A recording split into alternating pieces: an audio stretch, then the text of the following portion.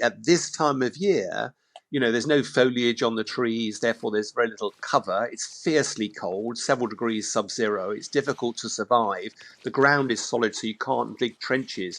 It's not really the ideal time to be doing combat. And yet, Russia is still pushing hard away, suffering record levels of casualties, particularly the North Koreans. Some horrible stories about North Korean soldiers just running around almost like children en masse on the battlefields and getting slaughtered. The president of Ukraine, Volodymyr Zelensky, has admitted that Ukrainian forces are unable to retake occupied regions like Crimea and the Donbass.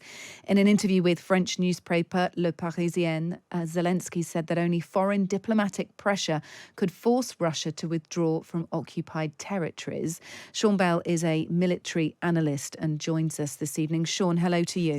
Good evening, Kate. I mean, this is, I suppose many would argue, a pretty obvious statement from Zelensky, but I think significant because in the past he's always talked about territories and not retaking them or conceding them even if NATO membership was part of the deal. And that's not what we've heard from him today.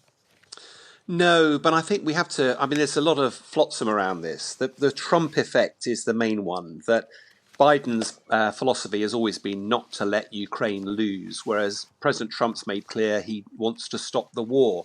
Now, that may sound subtly different, but it's completely different. And in effect, that leads you to the inevitable conclusion that Trump's going to force some form of negotiation. Now, of course, Zelensky doesn't have to subscribe to that. He's at war. He can choose to negotiate or not, but he knows if he stands alone, that will be an incredibly difficult position for him to take. But he also knows that if he gives too much ground, that Russia will come back again. And therefore, there's a lot of Europe, particularly Poland and countries like that, who are feeling the heat of Russia. So it's by no means a foregone conclusion that Zelensky will simply capitulate, then that Putin will win. There's a lot of water to flow under this particular bridge just yet. As we're in the depth of winter, Sean, I wonder if you could just describe where we're at with the stage of war. There was sort of a much muted winter offensive last year by Ukraine that didn't, ultimately ended up being incredibly tough for the country. Where are Ukraine at the moment? There are kind of a couple of things going on, but it's sort of worthwhile checking how they're doing in this war. Yeah, if you look at last year, as you implied, we were waiting for the spring offensive. If you remember, the West had piled in lots of aid, and there was much anticipation that, as Ukraine had done in the north in Kharkiv, they'd swept Russia out, that they'd do exactly the same in the spring, summer last year. Unfortunately, the front lines didn't really move. And for the rest of the year, and certainly for the whole of this year, Russia has been on the front foot. Now, traditionally, at this time of year, there's no foliage on the trees, therefore there's very little cover. It's fiercely cold, several degrees sub-zero. It's difficult to survive. The ground is solid, so you can't dig trenches.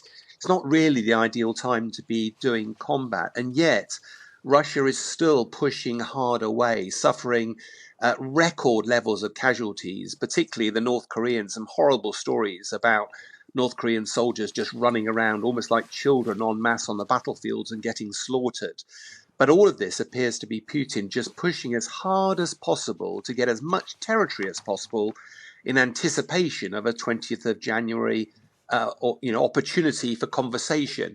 But let's be clear, Ukraine is on the back foot. Ukraine is losing at the moment. It doesn't have the weapons. It doesn't have the people. Russia isn't taking a sustainable approach to this. It can't afford to sustain these level of casualties. But for these few months of the winter, it's doing all it can.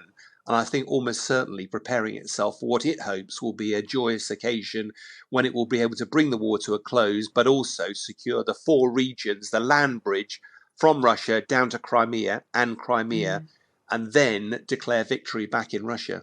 Some of those Russian casualties, of course, are North Korean troops fighting in western Russia's Kursk region. We heard from a senior US military official that there were several hundred casualties, and President Zelensky shared a video today or within the last day that basically showed or claimed that Russian soldiers were, to try and cover up how many North Korean troops were losing their lives, were attempting to conceal the identities of dead North Korean troops by setting fire to their faces. There are some horrible stories coming out from the front line. I've not. I went to Ukraine only a few weeks ago, but I didn't go anywhere near the front line. Colleagues have said it's just a horrible scene of devastation, World War I, but the stench, because a lot of the bodies are left there on the battlefield, it's just horrible. And there is no doubt in the Kursk region, where that's where the North Korean troops, if you remember, that's the area where Ukraine made a foray into Russia Yeah, they itself. made gains, didn't they? And they made gains. But of course, if you were President Putin, and you thought there was a negotiation coming up, you would not tolerate Ukraine's being on any inch of Russian territory. And that appears to be why they're throwing the North Koreans at that battle. That it appears that Ukraine had been pushed out about half out of the region they were in, and they're holding out at the moment. The real question is, what price are they going to pay for holding on to a little tiny postage stamp of Russian territory, which actually carries no great negotiating position at all. I think what's fascinating as well, though, I mean, I think we're going to end up as well with some really interesting conversations in Europe, because just because President Trump doesn't want to continue fighting, there will be a number of nations in Europe, particularly those closest to Ukraine, that will be very uncomfortable with the prospect of a Putin victory. And therefore, there are other options that, the West doesn't just have to walk away. It can take up the slack of American money and weapons, or it Mm. could step in and actually put boots on the Yeah. ground, put a no-fly zone in place. Yeah, you make a good point in actually the silence that we've had pretty much so far from some of those nations when we talk about what Trump might be planning when he comes into office. I do want to bring another story to your attention that you may well have seen. Russia's former president, Dmitry Medvedev, he's a close ally of Vladimir Putin, has said that editors of this paper, The Times, are legitimate military targets. Here's Stephen Swinford, The Times political editor, just explaining the story. Lieutenant General Igor Kirillov was assassinated by Ukrainian special security forces in recent days, and we wrote a leader in the wake of that, which said that this was a legitimate act of defence by a threatened nation, basically arguing that it was justified. So the Times did the leader, and Medvedev has used his Telegram account to turn on the entire management team of the Times. He says that they are lousy jackals and should be considered as legitimate military targets. And then he adds a kind of punchline at the end, so be careful. After all, anything goes in London. What do you make of that, Sean? Well, Medvedev does rather shoot from the hip, first of all. Secondly, is that he can join, Times can join a long list of people that are on the wish list. I'm certainly on one of them as well. I get more than my share of abuse. We've got to take this with a pinch of salt. Frankly, one of the pillars that we fight for in the West is freedom of speech. And we have a military. They stand on the wall. They stand proud. They'll be standing firm over Christmas, standing to defend our nation. And the fact that people like Medvedev throw out idle threats all over the place, it is Russia that invaded Ukraine. It is Russia that has committed atrocities across Ukraine and ended up with hundreds of thousands of casualties.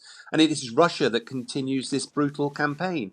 So to start casting aspersions and sort of criticizing and threatening other people who represent the very pillars of our society that we stand to protect, frankly, we shouldn't give it a moment's coverage. It is a complete waste of time and just shows a hint of desperation from Medvedev.